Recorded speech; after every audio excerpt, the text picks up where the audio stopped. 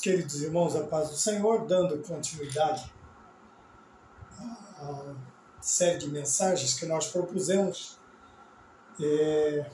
sobre o tema Situações Desesperadoras, a oportunidade para milagres, né? Esta é a última parte das 3 mensagens que se encontram em Oséias, Abacuque e agora no livro do profeta Miqueias, né? E eu quero agradecer a Deus a oportunidade de poder transmitir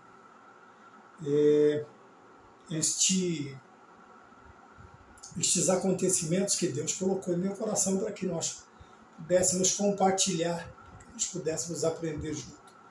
Espero que estas 3 mensagens, né, elas possam nos ajudar na edificação da nossa fé e também nos animar quanto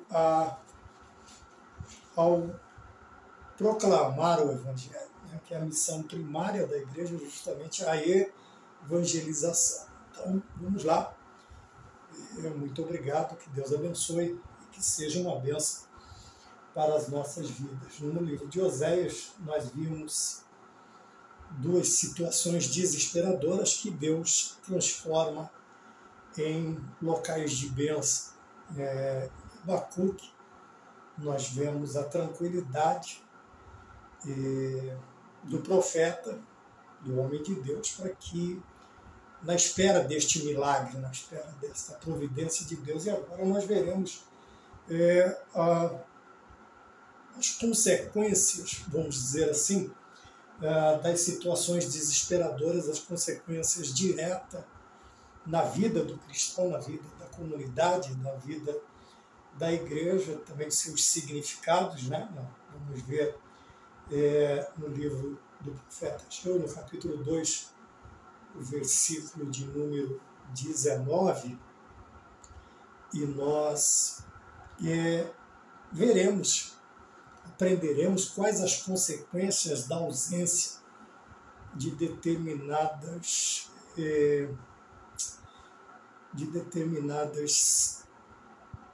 bênçãos, vamos chamar de bênçãos, frutos na vida do cristão que ocasionam desespero em determinadas situações da nossa vida. Tá bem? Vamos ler então o profeta Ageu, capítulo 2, versículo de número 19, na versão Almeida Corrigida Fiel, que nós estamos usando, está escrito mais ou menos dessa maneira. Há ainda semente no celeiro, nem a videira, nem a figueira, nem a romeira, nem a oliveira tem dado seus frutos, ponto e vírgula, mas desde este dia vos abençoarei. Então vejam bem, nós falamos que lá no profeta Miqueias nós vamos ver que toda a área de existência alimentícia, toda a área de fabricação, está tudo ligado a determinadas áreas que o profeta mencionou. E nós vemos agora Ageu trazendo de volta alguns desses itens, vamos assim dizer, para que houvesse o mínimo, vamos dizer, uma vida satisfatória. E na ausência deles, obviamente, nós entramos na situação desesperadora. É aí a hora em que nós precisamos do milagre, nós precisamos da bênção de Deus, né? E a pergunta do profeta é esta: ainda há sementes no celeiro? Eu estava pensando, lembrando da parábola do semeador, essa semente, quando Cristo vai explicar para os seus discípulos a dita parábola, ele diz que a semente é a palavra de Deus, né? E o profeta diz: ainda há semente no celeiro. E eu, propositalmente chamei esse celeiro de coração, de coração. Então existem momentos em que nós devemos ter a palavra no nosso coração. E a pergunta é esta: a palavra de Deus ainda está no teu coração? Tem semente no teu celeiro? Tem semente no teu celeiro? A palavra ainda está, as promessas ainda estão latentes no teu coração, na tua vida. A palavra de Deus ainda tem um lugar de primazia, tem um lugar de prioridade na tua vida, ainda há semente no celeiro? É a pergunta do profeta. E ele cita aí 4 sementes, né? 4 sementes. Mas eu gostaria de começar aí, vamos dizer, de trás para frente, né? E ele diz, até os dias de hoje, tem dado seus frutos. As sementes não têm dado seus frutos.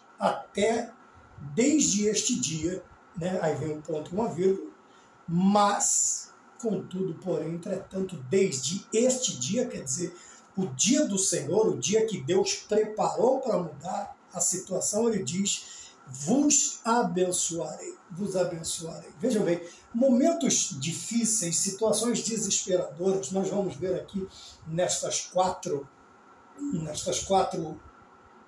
frutos, nesses 4 produtos que deve existir, que deveria existir, e cada um deles traz um simbolismo, traz um ensinamento para nós, né? Onde nós vamos entender que a situação, quando não há estes frutos, a situação se torna desesperadora. Mas nós vemos que a situação não é mudada por homens, a situação não é mudada, não é alterada pelo profeta. Não, ela é alterada por Deus. Então ele diz, até agora essa semente não tem produzido, até agora. Mas a partir deste dia vos abençoarei. Que dia é esse? É o dia do Senhor, é o dia da providência, é o dia do milagre. Então situações desesperadoras produzem oportunidades para milagres, são oportunidades para milagres. E muitas vezes nós queremos ver milagres deitados em redes, em situações favoráveis. Ora, os milagres, felizmente, na parte espiritual e infelizmente na parte humana, são tempos difíceis. Milagres acontecem somente em situações extremas. É justamente por isso que eles são chamados de milagres. Mas vejam bem, o profeta ele começa descrevendo e ele pergunta, olha, há ainda semente no celeiro? Por quê? Nem a videira. Então vamos lá. A videira, ela produz uvas. As uvas, elas produzem o vinho não fermentado ou o vinho fermentado. Né? Esse vinho do tempo de Cristo não tem nada a ver com o vinho que nós temos dos nossos dias, com o teor alcoólico, obviamente, que a embriaguez, a pessoa fala, mas Noé ficou bêbado. Não, ele ficou bêbado pela fermentação, não por induzir ou por introduzir o álcool na bebida. Não era isso. O álcool seria inventado aí muitos anos depois, milhares de anos depois. Este líquido etílico, né, ele seria inventado muito tempo depois. Conta-se a história, não sei se é verdade, né, também não quero espalhar fake news, mas um árabe criou o álcool e quando ele experimentou a bebida, ele viu que aquilo deixou ele um pouco atordoado e ele chamou de álcooli. Eu não sei, eu ouvi isto. E álcooli, a tradução para isto seria espírito maligno, álcooli. Por quê? Porque ele viu que alterou seu estado mental, físico, ele se sentiu diferente. Então nós vemos aqui que a videira ela produz o vinho, né? E o vinho ele é símbolo da alegria. Então, era como se o profeta estivesse dizendo, olha, não há alegria, não há alegria. Quando a alegria falta, logicamente que tudo aquilo que nós tínhamos em mente, tudo aquilo que nós tínhamos, eu me lembro do profeta, do casamento, do primeiro milagre de Cristo, vamos dizer assim, no começo do seu ministério, lá em Caná da Galileia, no capítulo 2, ele simplesmente, no casamento, logicamente o casamento, as festividades judias, hebraicas, israelitas, são muito diferentes. Uma cerimônia de casamento dura aí uma semana de festa, né? 7 dias, e obviamente os fornecedores, né, a casa do pai, do marido, os pais do marido, eles devem fornecer tanto a comida quanto a bebida suficiente para que todos comam todos estes dias e, se possível, ainda sobrar. Obviamente que no momento em que aquele casamento, aquele casal fica sem o vinho, todas as suas expectativas pela alegria de receber os seus amigos, de receber os seus familiares, os seus convivas, os seus convidados, vão por água abaixo. Por quê? Porque um dos ingredientes principais do casamento havia acabado, que era o vinho. Obviamente, nós podemos trazer espiritualmente, quando falta alegria no casamento, o casamento ele não é só feito de amor, ele é feito de momentos difíceis, de momentos alegres, e o respeito mantenha o casamento, né? Mas nessa situação a videira, ele diz, o que o profeta diz, a videira não tem produzido, quer dizer, não havia alegria no meio do povo. E uma das coisas que nos mantém, vamos dizer, esperançosos e produtivos é a alegria. Não dá para viver triste todos os dias, não dá para viver preocupado todos os dias. É por isso que a alegria e a felicidade, elas devem fazer parte da nossa vida. Mas veja bem, quando a videira não produz as uvas, é como se nós, espiritualmente, a nossa vida não produz, não traz um retorno de alegria para a nossa vida. Então, por isso o profeta diz a alegria, a preocupação com a videira, porque a videira ela vai produzir o vinho, e o vinho é o símbolo da alegria. No casamento de Caná, graças a Deus, o Senhor Jesus havia sido convidado e ele estava lá no casamento. Quando eu estava no casamento, ele simplesmente ordena, manda, né, que os homens encham algumas talhas, algumas metretas de água, e ele transforma aquela água em vinho. Veja que ele transforma a água em vinho. E o que acontece? A surpresa é que as pessoas serviam vinho bom no começo, quando as pessoas já estavam alteradas. Aí, como a gente dizia antigamente, o cara bebe até estanho derretido. Então, mas a surpresa é que o vinho agora transformado por Cristo, a água transformada em vinho, tem uma qualidade superior ao primeiro vinho servido, que seria o melhor. Né? Aquele casamento, então, com a presença de Cristo, ele tem um acontecimento inverso. Né? São duas situações inversas, desesperadoras. A primeira, acaba o vinho. Acabando o vinho, a vergonha, aquilo era uma situação vexatória. A vergonha para o casal, para os pais do noivo, seria muito grande. Mas Cristo estava lá para resolver a situação. Então vejam bem, muitas vezes no nosso, não somente, eu não estou falando só de matrimônio, estou falando em todas as esferas da nossa vida, quando falta alegria, nos falta motivação, nos falta ímpeto, nos falta o combustível para que a gente busque, para que a gente tente melhorar, para que a gente vá atrás, corra atrás. Então, nesse caso aqui, a situação desesperadora é que não havia alegria, não há alegria. E muitas vezes nós vemos muitas pessoas que vivem uma vida sem alegria, sem felicidade, diz que está empurrando com a barriga, sabe como é que é, né, irmão? A gente vai vivendo aí até o dia que Deus quiser. Quer dizer, você vê que são pessoas que não têm a felicidade, não têm alegria, não têm motivação, não têm uma vida animada para viver. E aqui está a primeira situação desesperadora: vidas sem alegria.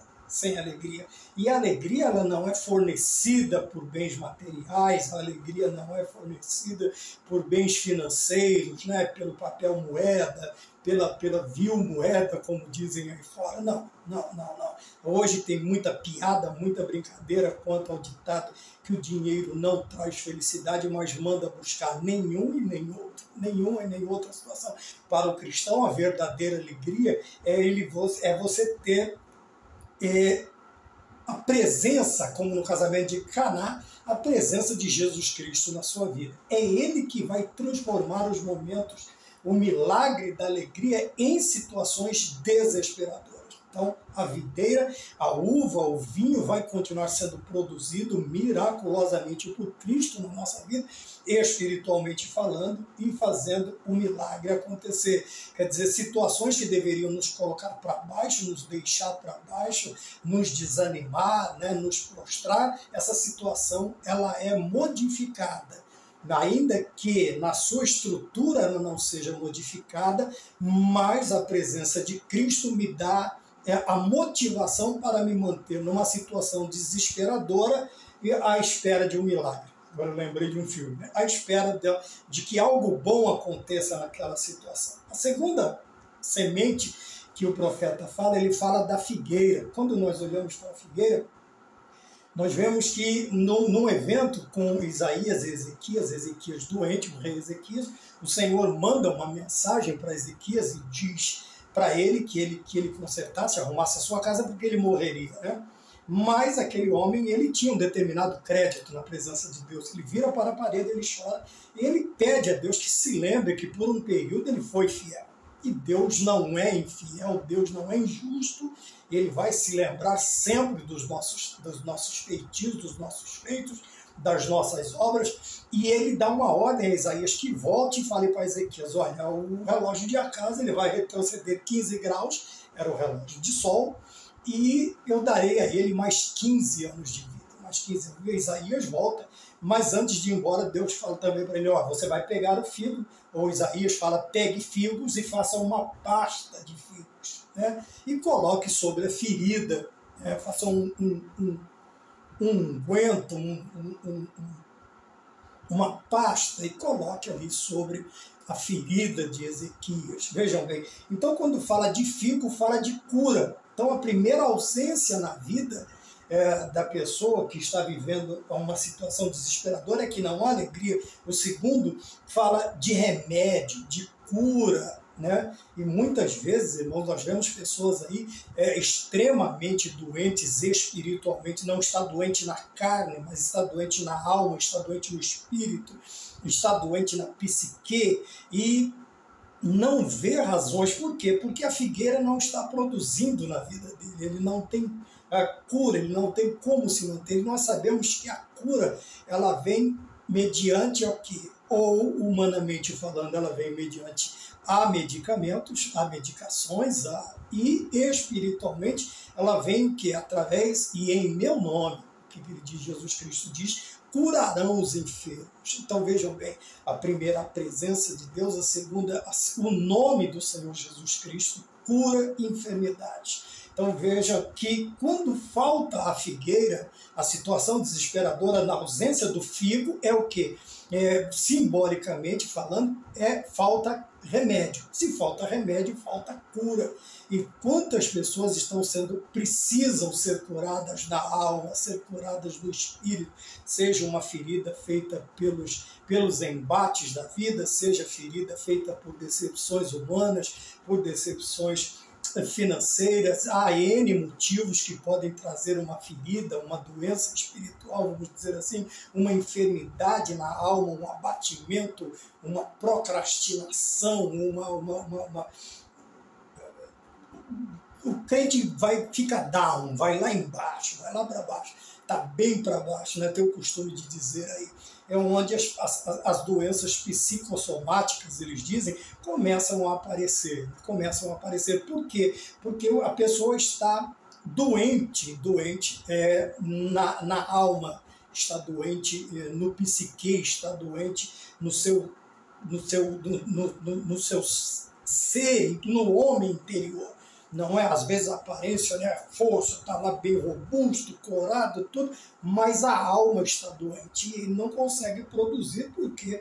Porque não há esperança. Isaías capítulo 38, versículo 21 é a passagem que fala sobre este encontro de Ezequias e Isaías.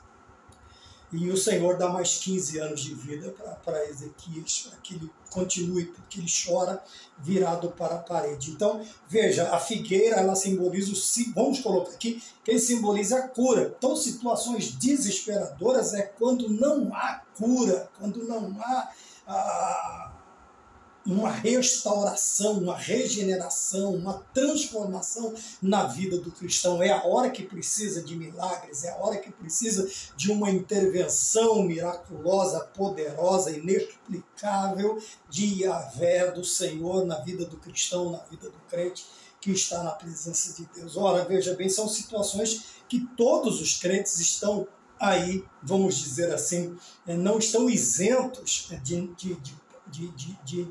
de passar por elas. Não, por mais fiel que o crente seja, uma hora pode a videira parar, a alegria pode sair da vida dele de alguma maneira, e às vezes a cura, né, existem as enfermidades por causa das nossas muitas lutas. Ele fala assim, então, a videira não produz, a figueira não produz. A terceira semente que ele fala é a romã, que ele fala a romeira, né? A romeira, havia um costume no meio dos judeus, e há também ainda este pensamento de que a romã ela ajuda na fertilidade, né, feminina.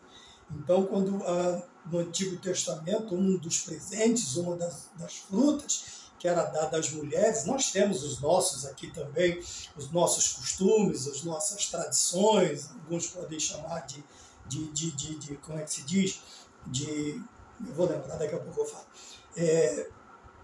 Então, o judeu ele tinha esse costume, e há esse costume em vários lugares, de que a romã ela pode ajudar na fertilidade, na fertilização, né, numa possível gravidez da mulher. Então, vejam bem, a falta da romã, então, o que nós podemos entender? É uma vida o quê? Estéril, é uma vida de sequidão, né?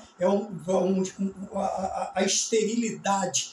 E a esterilidade na vida do cristão é o quê? Ele não produz fruto, nem o fruto do Espírito, e nem produz frutos dignos de arrependimento, e nem produz o fruto que nos é ordenado através da evangelização e das missões. Quer dizer, o fruto principal que eu devo produzir são o quê? São almas, são discípulos, são pessoas, eu ganhar almas para Cristo. Então essa é a minha produção, a minha produtividade.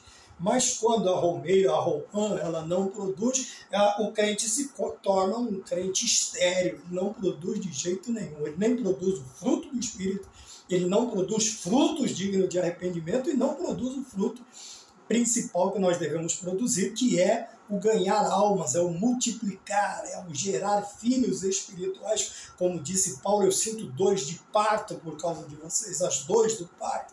Veja a seriedade, o tamanho da seriedade que Paulo dá à questão do ganhar almas, né? Tanto é que o rei ele diz que quem ganha almas é sábio. Que quem ganha almas é sábio. Então a romeira está ligada, vamos dizer assim, nem que seja só uma ideia, uma tradição, ou uma superstição, lembrei, ou uma superstição, alguém pode dizer, mas ela está ligada aí, em algumas culturas, à fertilidade. A fertilidade, a mulher, assim como nós temos aqui no Brasil também, dormir com água de arroz, quando se lavava arroz, hoje nem precisa mais.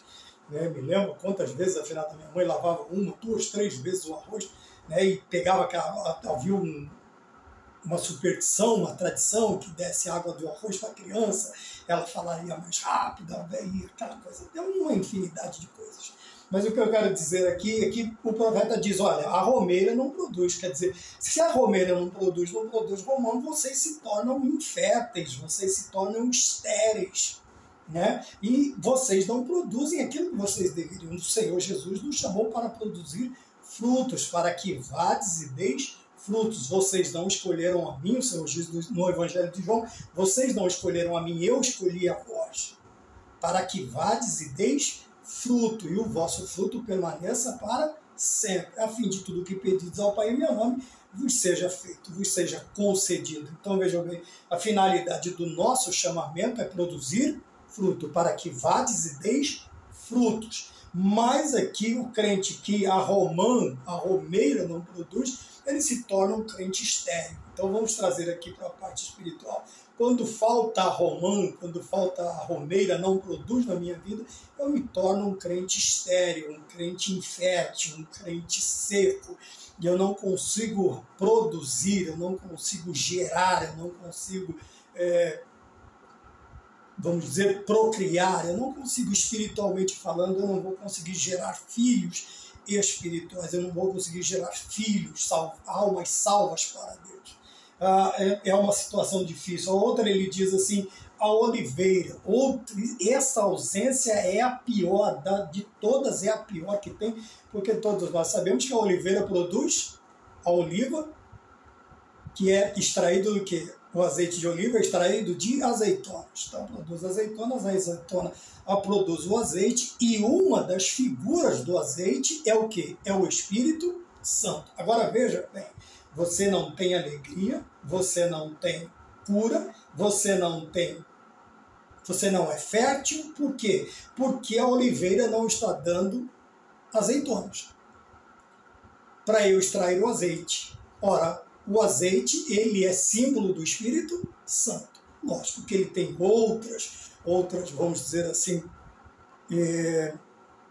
outros simbolismos, mas para nós agora eu quero ficar com o azeite, né? O azeite da unção, que simbolizava a unção, o derramamento do Espírito Santo, que acontece lá no Pentecostes, no capítulo 2 e mais 3 vezes dentro do livro de Atos, né? Normalmente nós usamos o capítulo 2, o momento da efusão, do derramamento do Espírito Santo, onde se ouve um som de um vento, não é um vento, não existe vento, mas existe o som de um vento, como de um som de veemente, impetuoso, enche toda a casa, e línguas repartidas como que de fogo sobre cada um daqueles irmãos que restaram de um universo de 500 pessoas, sobraram aí 120, 150 pessoas que foram os que foram batizados com o Espírito Santo, foram imergidos, mergulhados, baptizados,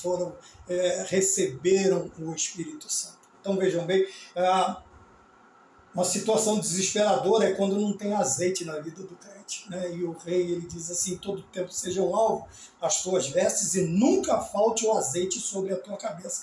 Quer dizer, a presença do Espírito Santo. Obviamente que a presença do Espírito Santo é o que vai trazer a alegria da ausência da videira, vai trazer a cura da figueira, vai trazer a fertilidade da romeira. Então eu coloco aqui essa última árvore, este último fruto, este último produto como principal, que é a presença, vamos dizer assim, o azeite que é extraído, ele é símbolo do Espírito Santo. Ele é símbolo do Espírito Santo. E quando o Espírito Santo de Deus não habita na vida do crente, obviamente, veja bem, você pode até ter as outras, mas serão assim ilusórias, passageiras, circunstanciais. Mas quando o Espírito Santo de Deus ele habita realmente e nós transbordamos do Espírito Santo, o que acontece? Todas as outras, vamos dizer aqui, a alegria ela é verdadeira, a cura ela é verdadeira, a fertilidade, a produção, a produtividade, a geração, os nossos discípulos serão verdadeiramente instruídos em retidão, nós daremos a eles o puro leite não falsificado, como disse o apóstolo Pedro, o puro leite não falsificado. Então, a situação desesperadora aqui é isto, não tinha alegria, não tinha cura, não tinha produtividade e não havia o Espírito Santo, não havia a alegria do Espírito Santo. Por isso que o escritor diz que não se resume a comida ou a bebida, mas alegria, paz, no Espírito Santo. Esqueci a última frase. Isso é normal, é vaidade, e graças a Deus, perfeito é só o Senhor. Isso me lembra da minha imperfeição. Eu vou me esquecer às vezes mesmo.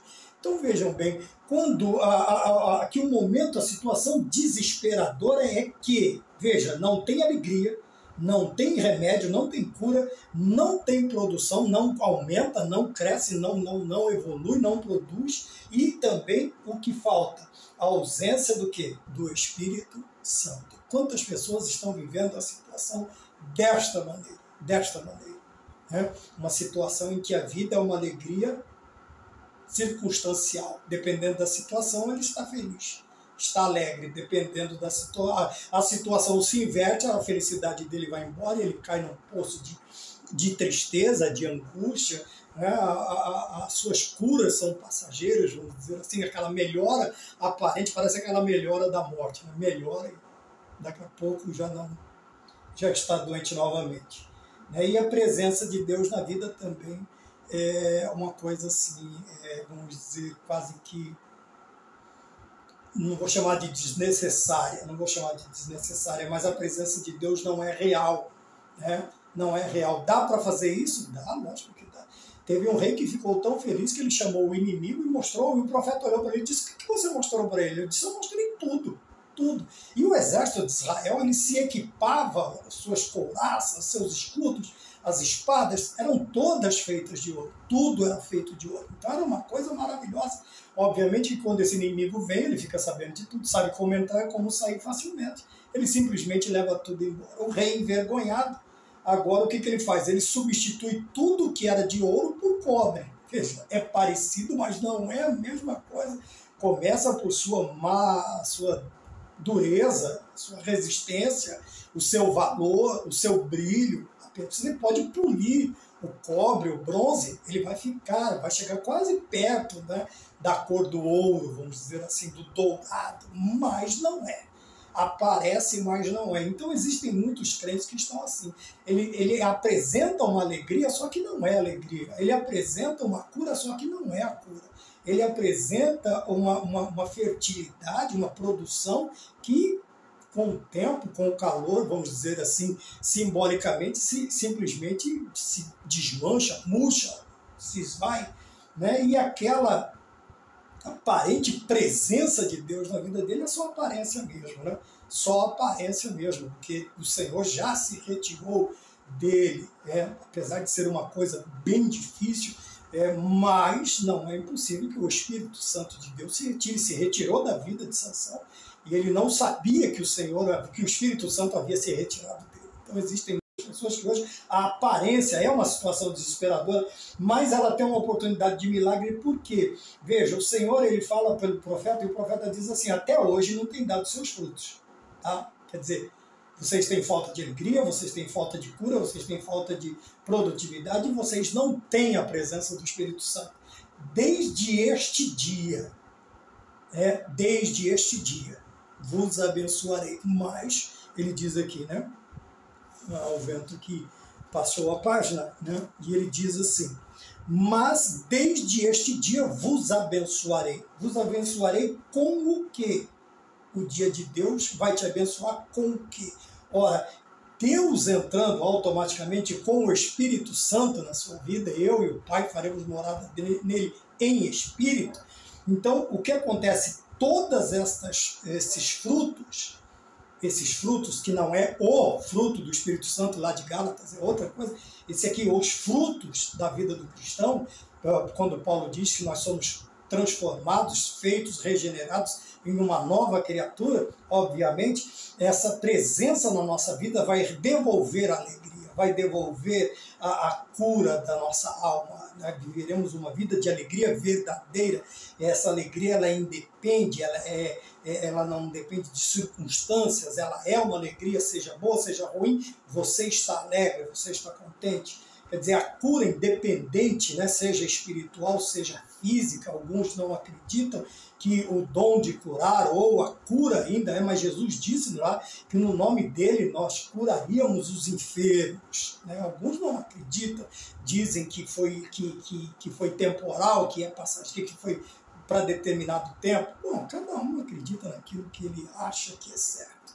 O importante é chegar naquele dia, você está certo.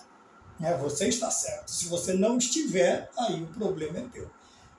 Então, quando o Senhor entra e diz, mas desde este dia vos abençoarei, o milagre é este, Deus entrar na vida, é você permitir que Deus entre na sua vida, largue a alegria falsa, sabe, aquela alegria, aquela felicidade que vem através de um copo, de alguma bebida etílica, de um cilindro nicotinoso, às vezes até ilícito, né? Um outro tipo de... tem pessoas que ele só conseguem demonstrar, isso não é alegria, é euforia causada por algum elemento que você adiciona à sua vida, não é alegria, causa aquela euforia, no outro dia, eu não quero chamar de depressão, é uma coisa muito séria a depressão, aquela angústia, aquele sentimento de derrota, de tristeza vai ser muito pior, muito pior. Então, tem pessoas que ele demonstra uma cura de aparência, uma cura que ele foi liberto. Cura quando, veja bem, você precisa perdoar alguém. Então, enquanto você, ou pedir perdão, que foi a aula da escola bíblica sobre a confissão e o abandono do pecado. Veja bem, aquilo vai lhe trazer uma cura. Quando você perdoa alguém, veja bem, o beneficiado é você. Beneficiado é você. E quando você pede perdão pelos seus pecados, o beneficiado também é você. Veja que há uma cura, um alívio, uma transformação. A Romão fala de fertilidade. Quando o Espírito Santo está na nossa vida, nós temos uma palavra temperada com sal, com ousadia, e essa palavra ela vai produzir arrependimento, O Espírito Santo é o único que pode produzir o arrependimento na vida de outro ser humano. Você será o canal que Deus vai usar, a ferramenta, o instrumento que Deus vai usar, e o Espírito Santo, através de você, daquela palavra que Deus te der, ou de uma determinada atitude, ele vai transformar, é o único que pode convencer o homem do pecado, do juízo e da justiça. Tá bom? Esses 3 feitos a gente pode falar em outro tempo. Mas veja bem, desde este dia, o dia que Deus entra na minha vida. Porém, Deus não é aquele ser que chega derrubando a porta. Não, de maneira alguma.